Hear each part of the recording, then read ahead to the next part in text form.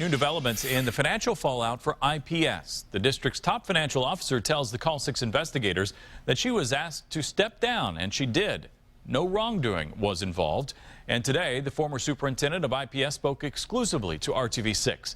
Call 6 investigator Rafael Sanchez has the latest on this developing story. I don't anticipate school closing for 2014-15. Dr. Louis Ferebee is looking to the future of IPS and its finances. He says the district's previous financial disclosures detailed an inaccurate picture of its budget. His review of the books, he says, shows there is no $30 million deficit.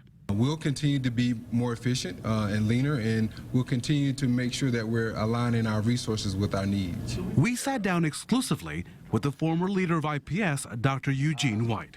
I don't think anything has been discovered here. I think the new superintendent has done a good job of getting into the numbers, and he's going to prioritize that. But if I had an $8 million balance on the year, that's nothing to celebrate, because there's not a great enough cushion that you want to have on the end of your operating balance. White served IPS for 7 years, and during his tenure was forced to make tough budget decisions, cutting staff and closing 15 buildings. He points out school budgets in Indiana are tough to develop because they're usually done 18 months in advance and fluctuate with the economy. He says his budgets passed state review, and he doesn't expect future plans for outside auditors to find anything out of the ordinary. But I assure you, they can have multiple audits. They're going to still come up with the same conclusion.